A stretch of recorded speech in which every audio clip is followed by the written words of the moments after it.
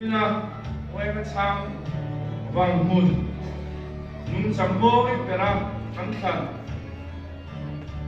Mipa Lalmuanzuala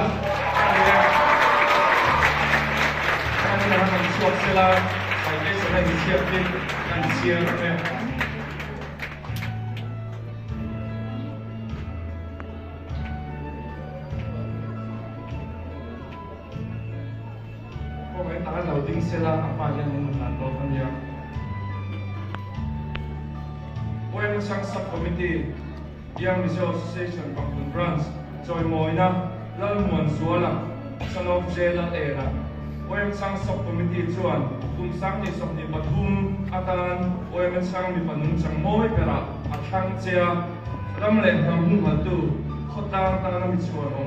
Nizel Turin Buksakna Kanha Ache Taram Dika Chairman YMA Chhang Subcommittee Lalmuanzuala Secretary YMA Chhang Subcommittee James Lalmuanzuala President YMA Vanghmun Branch Lalmuanzuala Secretary YMA Vanghmun Branch 10 King and Sianan Ani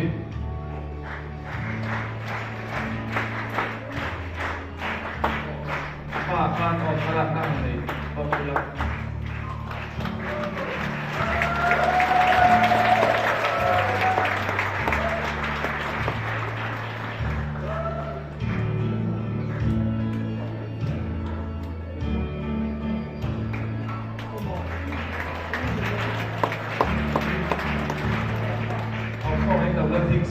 Vanghmun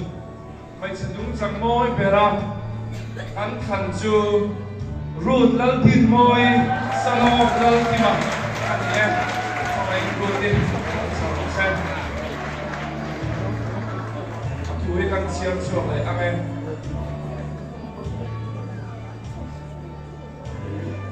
ba hian ko ai lo din le sila joy moina Ruthi Laldinmawii Dr. Lalkima YMA Chhang Subcommittee chuan Sang ni Sokni Pathum Atan YMA Chhang Mipanung Chang Moi Pera Athang Chia Ramlen HUMHALH Tu Khotang Tanam Chuan Nizel Turin Buksakna Kanha Ache Taram Dika Malsoruara Chiam Tan Moi Le Lalmuanzuala Ten Mingang Sai Ani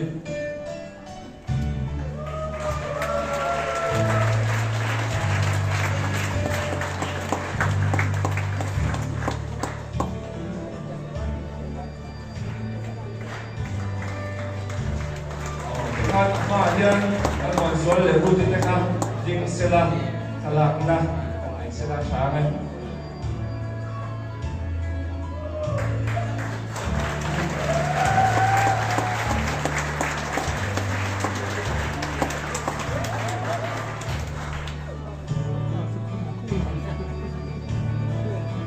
Isok ha YMA Chhang Subcommittee 10 pun kan magpantay sumiyah kan lobe.